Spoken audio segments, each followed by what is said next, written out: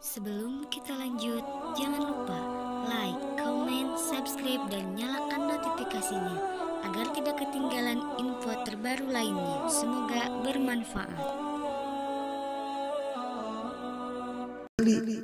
Coba Anda tunjukkan kepada saya dosa apa yang dilakukan Yesusku sampai dia harus menjadi tumbal untuk dosa-dosa aliteng.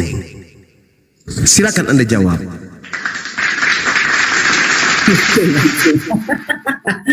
Oke. Waduh. Jadi gini Bang Juma, maaf ya, karena kan yang Abang Juma, saya menghormati Bang Juma ya. Karena kan Bang Juma itu mengutip Yesus itu artinya mengenalnya dari Injil ya. Jadi yang saya mau tanya itu Bang Juma, dari mana narasi Bang Juma mengatakan ada Yesus yang tidak disalib, sementara Injil yang kami orang Kristen seluruh dunia itu mengatakan Yesus disalib, dan bukan mengatakan, tertulis di dalam kitab Injil tersebut. Jadi kalau ada narasi yang mengatakan Yesus tidak disalib, otomatis Bang Juma harus menunjukkan Injil yang lain yang mengatakan Yesus tidak disalib. Itu yang saya maksud Bang Juma. Artinya saya tidak bisa menjawab pertanyaan Bang Juma kalau Bang Juma mengatakan dosa apa yang dilakukan Yesus sehingga dia harus disalib. Itu nggak bisa saya jawab karena Alkitab saya dengan jelas mengatakan Yesus disalib. Jadi makanya saya balik bertanya kepada Bang Juma, Yesus yang mana? Injil yang mana yang mengatakan Yesus tidak disalib? Lanjut Bang Juma.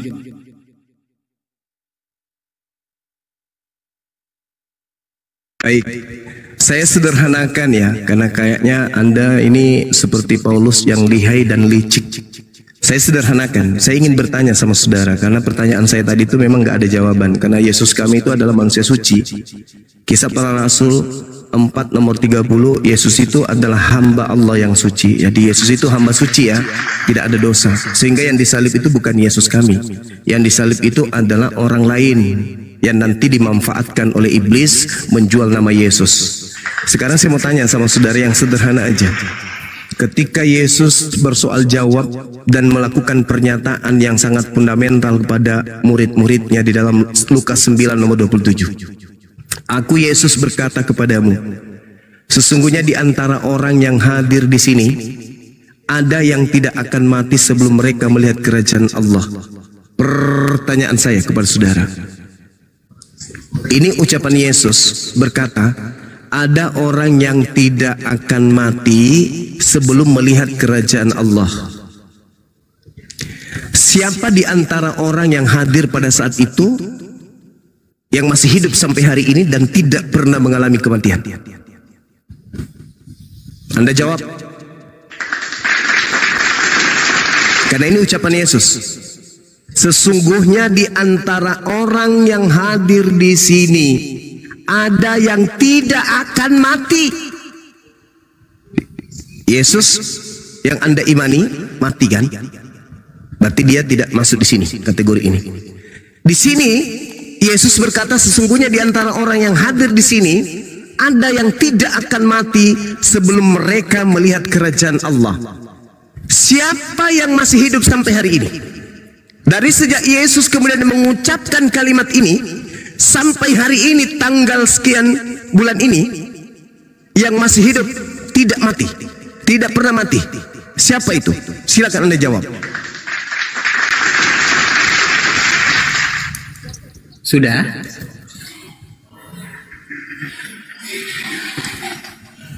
Oke, Bang Juma, terima kasih ya tidak menunjukkan tadi pertanyaan saya karena abang tadi berasumsi Yesus tidak disalib. Gak apa-apa, maaf ya. Lukas berapa tadi? Ini licik sekali Anda ini. Saya bertanya sudah 7 kali 6 kali loh. Anda yang tidak menjawab pertanyaan saya, Anda lemparkan saya yang tidak menjawab loh. Aneh kau itu. Saya sudah mengatakan ketika Anda bertanya Yesus yang mana, saya katakan Yesus orang benar, Yesus yang tidak berdosa, Yesus yang dikasihi, Yesus yang kemudian dikasihi oleh Tuhan. Itulah Yesus yang tidak disalib.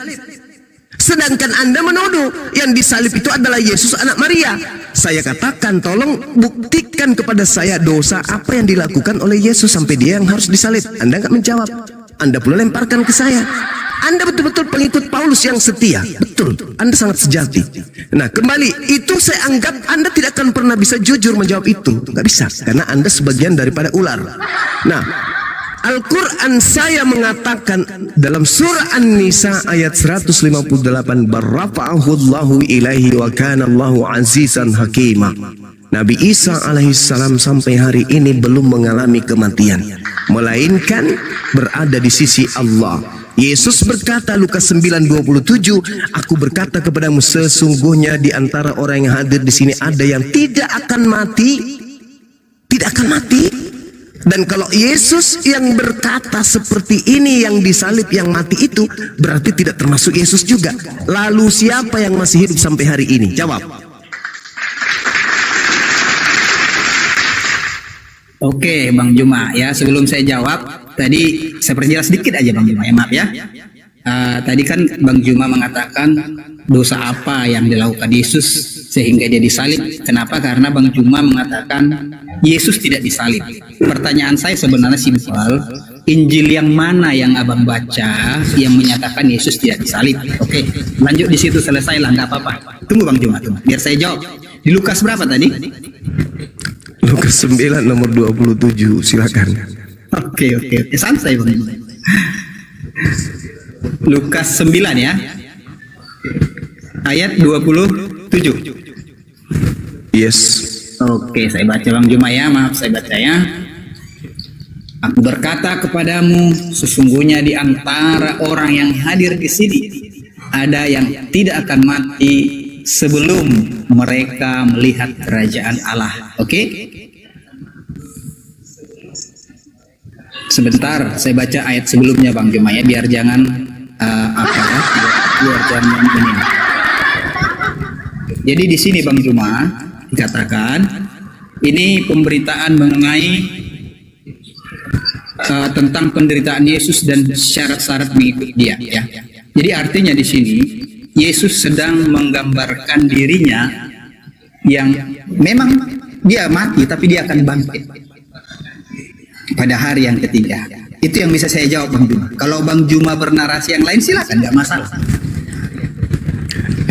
Di sini dia terangkan sesungguhnya di antara orang yang hadir di sini tidak akan mati sebelum melihat kerajaan Allah. Pertanyaan saya, kerajaan Allah sudah datang nggak? Kerajaan Allah itu datang setelah kiamat. Pertanyaan saya, kalau Yesus kan sudah mati tuh, berarti sisa 11 muridnya. Nah, siapa 11 muridnya masih hidup sampai hari ini? Karena kiamat belum datang, kerajaan Allah belum datang, berarti orang itu masih hidup. Kalau saya nih, sebagai orang yang paham tentang cerita dalam Bible dan Al-Quran, yang masih hidup sampai hari ini itu Yesus kami, Nabi Isa. Barrafa'ahullahu ilaihi. Nabi Isa diangkat ke langit dan dia masih hidup, belum mengalami kematian. Itulah yang dikatakan di dalam pengakuan Lukas 9 nomor 27. Tapi ini kitab Anda. Ini kitab Anda. Maka bebannya untuk menjawab adalah Anda. Aku Yesus berkata kepadamu, sesungguhnya di antara orang yang hadir di sini ada yang tidak akan mati sebelum melihat kerajaan Allah. Kerajaan Allah itu surga kan? Surga belum kan? Kita masih di dunia kan? Berarti orang itu salah satunya di antara mereka masih ada yang hidup, tidak akan mati. Nah, pertanyaan saya, itu siapa orang itu? Karena Yesus mengatakan sesungguhnya di antara orang yang hadir di sini, artinya Yesus juga termasuk. Sesungguhnya di antara orang yang hadir di sini ada juga aku. Kita di sini salah satunya, aku dan kalian tidak akan mengalami kematian sebelum melihat kerajaan Allah. Pertanyaan saya, siapa di antara ke-12 orang ini? Muridnya 11 atau 12, Yesus 1. Siapa yang masih hidup sampai hari ini? Sudah. Sudah. Oke. Oke. Jadi Yesus sampai hari ini, sampai kelak dia datang, dia tetap hidup bang. Berarti yang mati di tiang salib itu siapa? Yesus, dia bangkit. Tepuk tangan untuk Bang Suma. Sahabat-sahabat muslim yang ada di bawah, anak-anakku sekalian, adik-adik sekalian, ya saya kira bagi kita yang sudah berakal sehat ini sudah paham ya bahwa yang masih hidup sampai hari ini adalah Nabi Isa alaihissalam yang pernah datang melakukan penginjilan di tengah-tengah Bani Israel, sedangkan Yesus yang disembah oleh saudara kita Kristen itu adalah salah satu dari muridnya Yesus yang mengalami kematian dan bangkit pada hari ketiga dan mengaku Yesus, di mana Yesus sendiri berkata di dalam Yohanes 7 Yohanes 6 nomor 70, Yesus berkata begini, bukankah aku yang telah memilih kalian yang 12 dan satu di antaramu adalah setan, jadi yang keluar dari kubur itu adalah setan. Oke? Apa masih perlu dilanjut? Kan Atau itu sudah selesai? Sudah saya jawab tadi. Iya. Dan anda membenarkan Al-Quran, yukhadi'una Allah walladzina amanu wa ma yakhda'una illa anfusahum. Orang kafir itu ingin menipu Allah dan menipu orang-orang beriman, padahal sesungguhnya mereka hanya menipu diri mereka sendiri. Kalau anda mengatakan Yesus itu tidak mati tapi bangkit pada hari ketiga, itu anda sudah gila itu. Yesus tidak mati tetapi bangkit dari kematian, itu anda sudah gila itu. Itu kan membuktikan ini bang, itu membuktikan dia hidup. Betul kan? Yohanes 19 nomor 30, dia mengencam kemudian anggur asam, lalu dia menyerahkan nyawanya, lalu matilah dia. Maria datang ke kubur pada minggu pagi mencari mayat Tuhannya. Betul. Roma 14 nomor 9, untuk itulah Yesus mati supaya dia dibangkitkan oleh Allah pada hari ketiga agar dia menjadi Tuhan bagi orang Kaliteng. Dia mati, dia jadi mayat, sedangkan Yesus yang asli berkata, sesungguhnya di antara orang yang hadir di sini tidak akan mati. Anda ngerti nggak itu? Tidak akan mati. Mengerti bang Juma? Ya, apa artinya tidak akan mati? Tidak akan mati berarti dia tidak akan hidup lagi. Iya, Iya dong. Tapi Yesus membuktikan. Udah, jangan, Ya, kasihan kalau dilanjut. Gitu loh. Kasihan kalau dilanjut, kasihan. Sebentar bang. Artinya nubuatan yang dikatakannya ini terjadi. Yesus mati atau tidak mati sih? Dia bangkit. Saya tidak tanya itu bangkit. Saya tanya dia mati atau tidak mati. Kalau mati itu Bang Juma, dengar Bang Juma, maaf.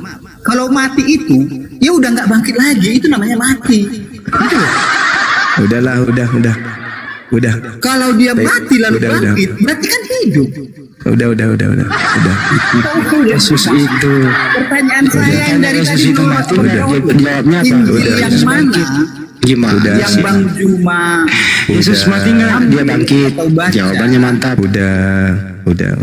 Yang mengatakan bahwa ada Yesus yang tidak disalib. Saya bertanya. Udah bang, udah. Sudah.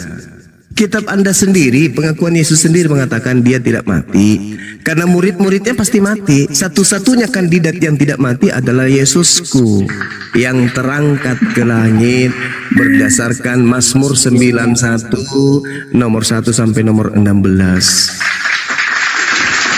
Iblis lebih jujur daripada Ya gak masalah. Kalau pemahamannya Bang Juma seperti itu, saya juga gak. Oh iya dong. Pemahaman saya itu pemahaman orang yang berakal sehat. Ya, Tidak betul. mungkin dikatakan mati tetapi tidak mati. Karena memang gini Bang Juma, maaf Bang Juma ya. Jadi Alkitab itu memang tak bisa dipahami dengan Berarti mati ayam. Mati ayam. Tidak bisa dipahami dengan apa? Dengan akal. Tapi pakai tumit. Enggak, memang harus memiliki hubungan pribadi dengan Tuhan. Tapi ya kalau pemahamannya Bang Juma, Udah. Aku mau tutup kuping. Udah. enggak masalah Bang Juma. Artinya kalau pemahamannya Bang Juma seperti itu, saya pun nggak bisa maksakan, kan begitu. Cuman yang saya pertanyakan tadi, berarti ada Injil yang lain yang Bang Juma pahami yang menyatakan bahwasannya Yesus tidak pernah mati dan disalib. Itu sebenarnya yang saya mau tanya. Cuman karena Bang Juma tidak bisa menjawab, ya oke lah, mau bilang apa kan gitu ya. Oke Bang Juma, terima kasih ya, sudah salam kenal semua ya. Tuhan Yesus memberkati kita semua ya.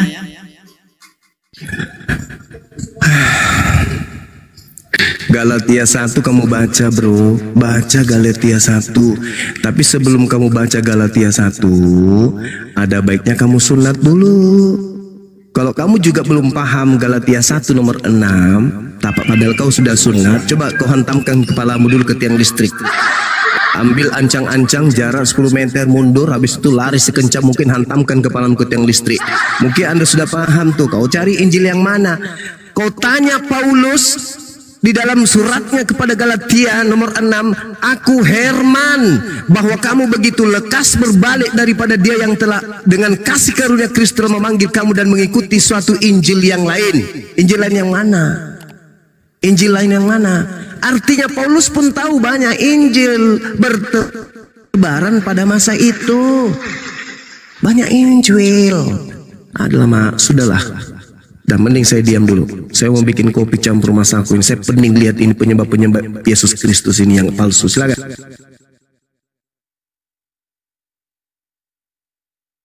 Yesus mati enggak? Dia bangkit. Nyambung banget jawabannya ya.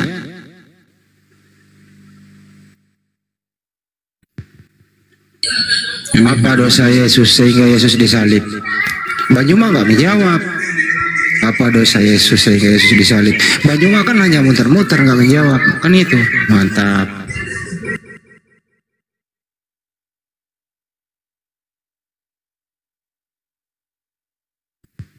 Keluar nggak suara gini Bang Rip? Keluar.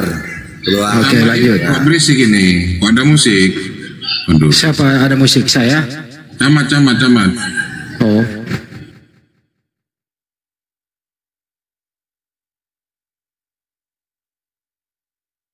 Ya, apa itu yang dipermasalahkan itu, teman-teman?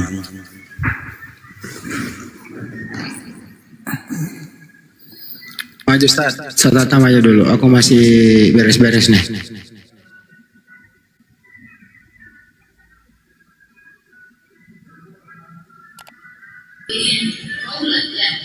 Ya, Gurunda sudah mau rehat. Camat jangan tenggelam Pak Camat. Siapa tenggelam? Sebentar Bang, saya minum kopi dulu sambil menunggu yang punya otak naik. Jangan yang tidak ada otaknya. Lanjut dulu teman-teman. Baik. Ya, Ustaz Tata, monitor Ustaz Tata. Ustaz Tata, monitor Ustaz. Ya, silakan. Ya, sip-sipan lah Ustaz. Teman-teman, ada 2.400 ya yang belum memfollow akun saya ini, akun kecil ya. Akun utama saya kena tombak 2 hari yang lalu. Silakan di follow dulu teman-teman. Akunnya Bang Juma juga ini akun baru juga, silakan di follow. Teman-teman yang di sini yang di atas komal ini tolong di follow semuanya. Ya, silakan Ustaz Tata. Pak Camat ini siapa? Oten apa Kristen? Oten dia. Oh iya, selamat malam. Saya Kristen. Cewek apa cowok? Saya Kristen. Ya. Apa itu yang didiskusikan? Apa mau diskusi apa? Tadi Pak Camat, tadi topiknya itu apa dosanya Yesus sehingga Yesus mati terkutuk disalib, itu tadi topiknya. Kalau mau topik baru silahkan sama Ustaz Tata. Yesus kan difitnah. Nah itu benar itu, berarti tidak ada hubungannya dengan dosa waris, menebus dosa ganda. Memang para nabi itu pasti incaran pembunuhan. Wahyu 16 ayat 6. Nabi Muhammad sendiri itu Yesus kan sudah dinubuatkan bahwa Yesus ada. Kalau sudah dilahir dan mati. Iya gini aja. Ini aja yang kalian bahas, Oke, gini Pak Camat. Kalau memang 2.400 mata memandang ya, jangan di mute. Iya, saya juga bingung dengan konsep ketuhanan kalian. Al-Fatihah ayat 2.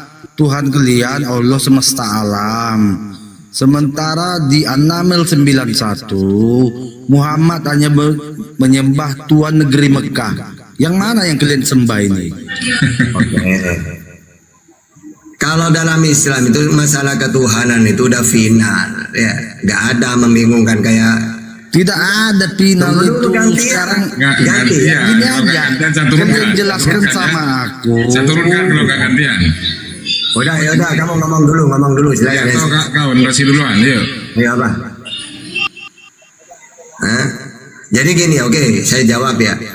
Di surat An-Naml 91 itu gini, Allah memberi penghormatan kepada Mekah karena di situ ada bait Allah, Baitullah yang dibangun oleh Ibrahim, sehingga Tuhan Allah negeri ini yang mensucikan negeri ini untuk memuliakan Mekah. Sama ketika Allah mengutus Nabi Israel, Allah Israel ngomongnya, Kejadian 33:20, ia mendirikan mezbah di situ dan dinamainya itu Allah Israel.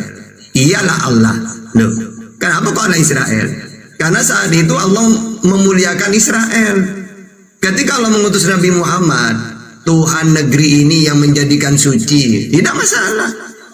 Ketika Allah mengutus Nabi Israel, maka Allah Israel. Kejadian 33:20, Keluaran 24:10, Yesaya 41:20.